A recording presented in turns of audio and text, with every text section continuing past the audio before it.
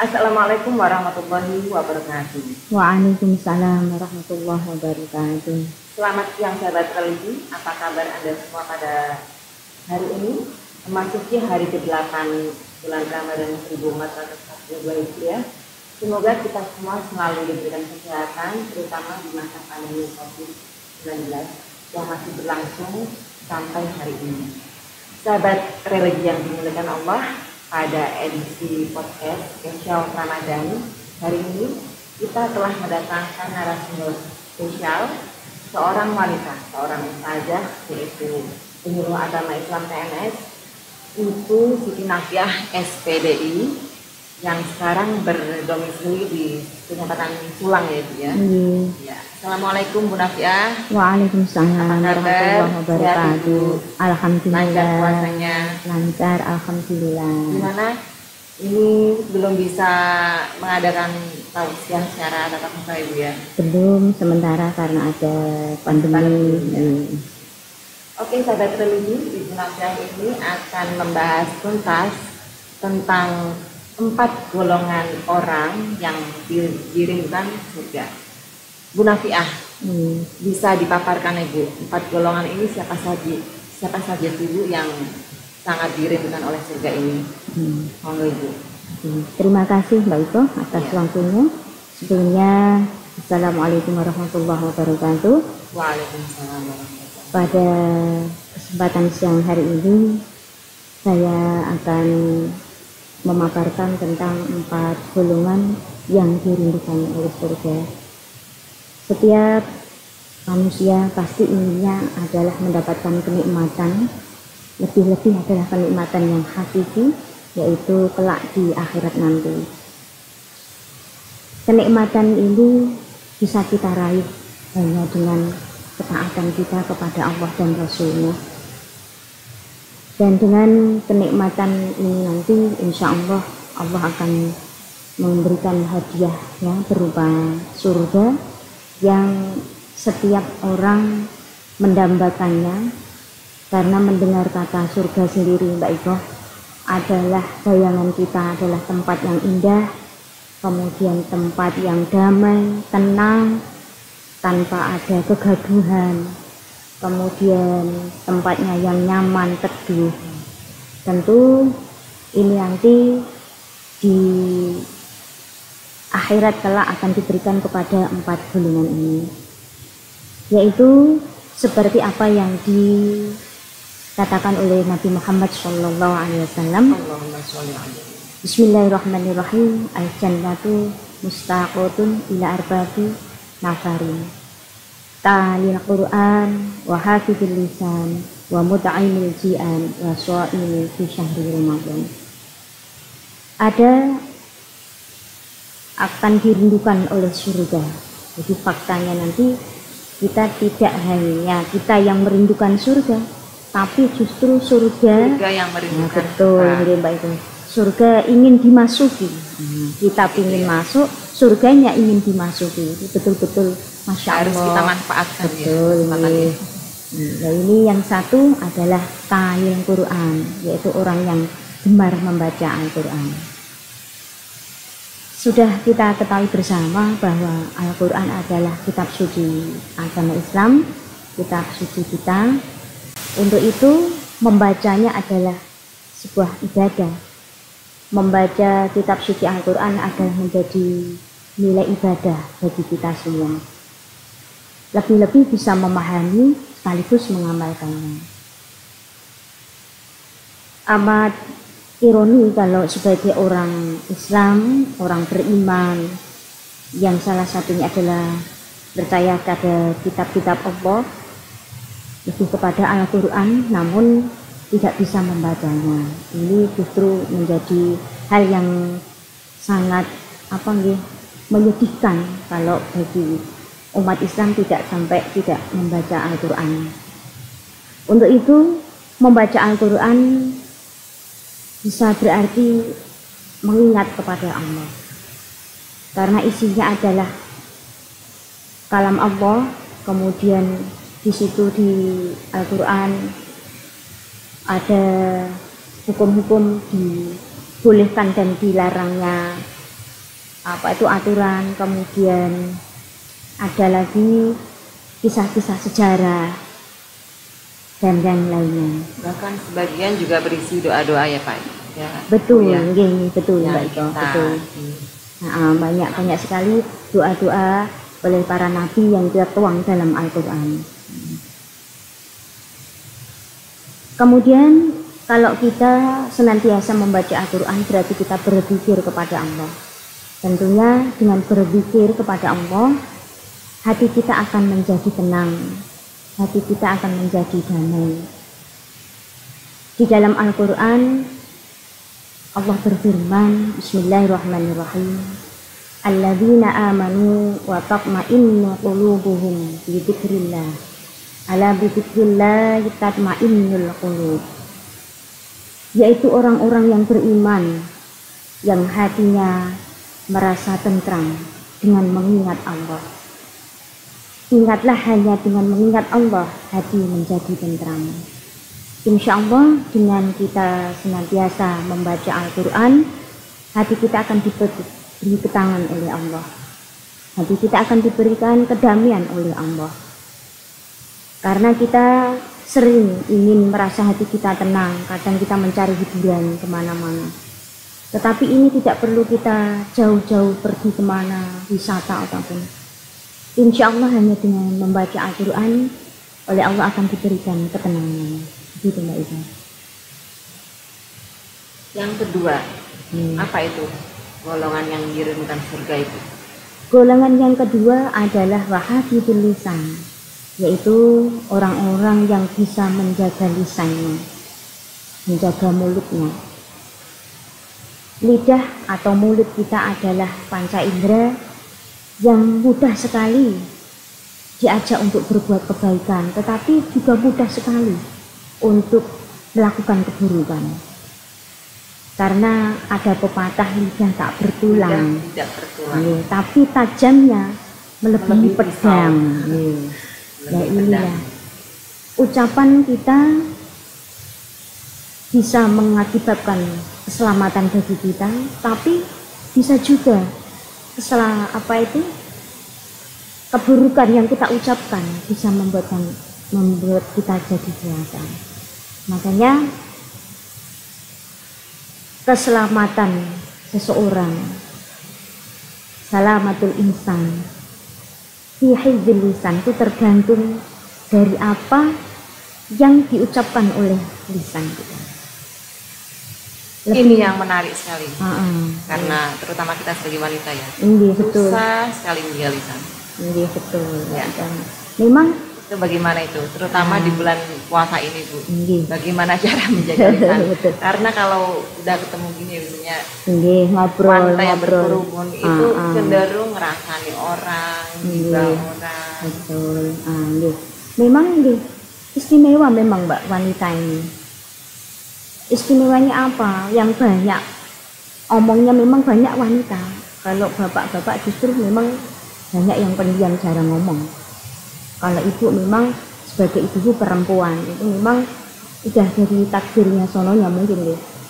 Yang apa itu diberi kelebihan itu suka ngomong, lebih-lebih kalau ngomongin tetangga, ngomongin orang. Nah, pada bulan Ramadan ini hendaknya kita jaga, jangan sampai kita hibah, menggunjing orang atau membicarakan keburukan orang lain.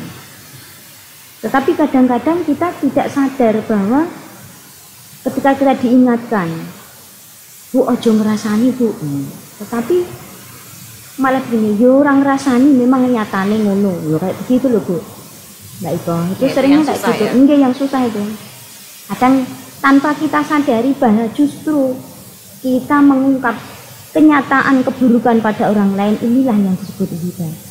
Tetapi kalau kita menceritakan yang belum tentu orang itu berbuat, namanya fitnah. Ini juga. Nah, untuk menghindari apa itu pada bulan puasa ini agar kita tidak sering hibah. Nah, monggo lah kita gunakan waktu kita untuk senantiasa berzikir kepada Allah tadi, seperti yang saya sebutkan nomor pertama, digunakan untuk bertadarus, untuk senantiasa membaca Al-Quran. Membaca Al-Quran, satu huruf itu dinilai atau diberikan pahala sama seperti melakukan satu kebaikan, dan satu kebaikan akan dilipat gandakan seperti melakukan 10 kebaikan. Masya Allah, begitu murahnya Allah, begitu sayangnya Allah kepada umat Nabi Muhammad SAW. Baru baca Bismillahirrahmanirrahim sudah berapa huruf? Kali 10. Nah, iya, kali 10. Apalagi kalau kita sehari bisa 1 halaman. Nah, alhamdulillah bisa 1 juz, 2 juz, Masya Allah. Akan lebih baik untuk digunakan waktu itu untuk banyak membaca Al-Quran. Kemudian gunakan lagi untuk banyak membaca kalimah-kalimah thayyibah, banyak membaca, ya betul, istighfar. Kemudian banyak membaca tasbih, banyak membaca takbir, kemudian tahmid, sholawat Nabi. Nah, ini insya Allah dengan digunakan seperti itu, murid kita akan senantiasa melakukan kebaikan, dan insya Allah pahala akan melimpah kepada kita semua. Masalahnya itu sekarang ini bukan mulut ya, tapi jari-jari. Jadi betul. kita sudah sering bermain di media sosial, betul. YouTube, Instagram, Facebook, nah WA ini terutama. Nah, kita kalau WA kan setiap waktu ya, setiap jam, setiap menit, bahkan setiap detik kita itu selalu tergerak untuk ber-WA, bikin status apa yang sedang kita lakukan, atau kita lagi jengkel sama seorang, kita meluapkan lewat status WA. Itu bagaimana itu? Untuk masalah IT ini nih Mbak, nah, sekarang sudah zaman sudah IT, semua orang bisa ya. Kita memang harus hati-hati, pandai memilih. Kemudian sebelum kita menulis, kita pikir dulu. Seharusnya kita berhati-hati. Ini nanti kalau menulis seperti ini, manfaatnya ada apa tidak? Ya betul. Kemudian nanti akibat yang berpengaruh setelah saya menulis seperti ini apa? Itu hendaknya berpikir seperti itu. Jadi kalau sebelumnya kita berpikir seperti itu, insya Allah kita akan hati-hati ya. Nah, membaca juga begitu, tidak langsung kemudian kita nge-share, ada kayak hoax yang bohong-bohong. Nah, ya? Betul itu seharusnya kita bisa memilah mana sih ini kira-kira baik endaknya, ini kira-kira berita bohong pada. Seharusnya tidak langsung main share, tapi kita lihat-lihat dulu, kita cari tahu kebenarannya, dan tidak kita hanya sekedar menulis. Nah, kalau kita menulis yang baik-baik, kemudian orang membaca, itu juga akan mendapatkan pahala.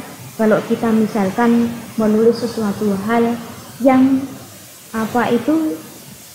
memberikan manfaat, insya Allah nanti akan mendapatkan pahala, Mbak. Nah, ini ibu-ibu yang sering kadang-kadang ya tadi Mbak Iko, cara mudah gampang gitu, mulutnya tidak bicara tetapi lisannya tangannya. Kalau nggak lisannya tangannya. Betul, nah ini makanya kita harus senantiasa hati-hati dalam melakukan tindakan.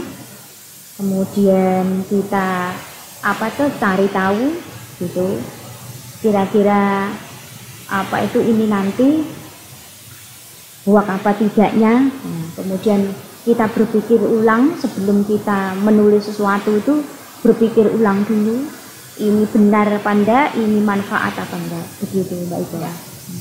Yang kedua ya, orang yang bisa menjaga lisan, termasuk dari lisan bertadi ngarasani, betul, berkata bohong. Kemudian jangan sampai kita pada bulan Ramadan ini berkata-kata yang jorok, kemudian kasar, marah-marah. Nah, ini karena bulan Ramadan ini bulan yang penuh berkah, sebab puasa Ini bukan hanya puasa kita menahan lapar dan haus saja, tetapi juga harus bisa mengendalikan hawa nafsu kita, menjaga mata kita, kemudian menjaga mulut kita, menjaga tangan kita, agar tidak bertindak atau melakukan hal yang buruk atau maksiat.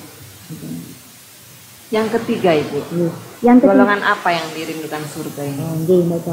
Saya lanjutkan untuk yang ketiga adalah wa mut'imil ji'an, yaitu memberikan makanan bagi orang yang lapar atau berbagi rizki kepada orang yang membutuhkan. Karena apa?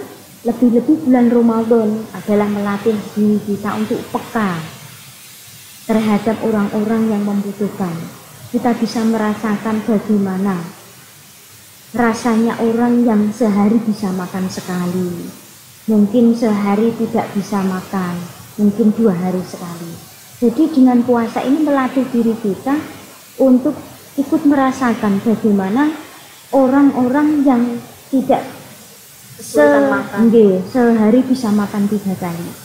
Jadi dengan begitu kita tahu mempunyai perasaan peka terhadap orang lain, tentu kita akan bergerak untuk membantunya, untuk memberikan kelebihan rezeki kita kepada mereka, karena kita sebagai orang beriman harus sadar bahwa ada sebagian rezeki orang lain atau hak orang lain yang ada pada rezeki yang diberikan Allah kepada kita. Misalkan bisa lewat zakat, kemudian lewat sedekah, kemudian lewat sedekah atau lewat infak dan lain-lain. Nah, berbicara tentang sedekah ini ya Ibu ya. Ini sebagian masyarakat masih khawatir nih. Kalau saya ngasih rezeki ke orang itu, nanti rezeki saya berkurang dong. Nanti saya nggak bisa ini itu dong. Saya nggak bisa mencukupi kebutuhan saya dong. Itu bagaimana Bu? Ini rupa-rupanya orang yang semacam ini Mbak, ini mungkin belum menyadari bahwa zakat, sedekah atau memberikan rezeki kita kepada yang lain itu justru tidak akan berkurang. Karena apa? Justru akan semakin berkah. Bahkan Allah akan melipat gandakan apa yang kita berikan, kita sedekahkan kepada orang lain. Nabi Muhammad SAW mengatakan ittaqun nar walau bisyikit tamroh. Jauhilah neraka meski hanya dengan sebiji kurma. Inilah pentingnya kita memberikan atau sedekah kepada orang lain, karena dapat menjauhkan kita dari api neraka. Sampai meskipun hanya dengan sebiji kurma, Mbak Iko. Apalagi kalau kita bisa berikan banyak, kita bisa berikan yang lebih, insya Allah nanti akan membawa berkah kepada kita. Kemudian rezeki yang diberikan Allah kepada kita juga akan bersih karena disucikan dengan sedekah, kemudian zakat dan yang lain. Kemudian juga akan membuat dampak kepada mungkin berkahnya, mungkin kita senantiasa akan diberikan kesehatan oleh Allah, akan diberikan keselamatan oleh Allah, karena kita suka sedekah atau berderma kepada Allah. Karena dengan kita menjadi dermawan akan dekat kepada Allah, akan dekat kepada manusia, dekat kepada surga dan jauh dari neraka. Sebaliknya kalau orang yang kikir, yang tadi merasa bahwa apabila sebagian yang kita berikan harta kita akan berkurang, nah ini sifat orang yang kadang kikir tadi. Justru ini nanti akan jauh dari Allah, jauh dari manusia, kemudian jauh dari surga dan akan dekat dengan neraka. Itu keutamaan bersedekah itu ya. Iya betul. Golongan orang yang dirindukan surga yang keempat. Yang keempat adalah wasoin fi syahri Ramadan, yaitu orang yang berpuasa pada bulan Ramadan. Puasa di bulan Ramadan adalah satu kewajiban yang termasuk rukun Islam, yang mana harus kita jalani, harus kita lakukan dengan rasa gembira, sukacita, dengan rasa ikhlas, agar puasa kita nanti dapat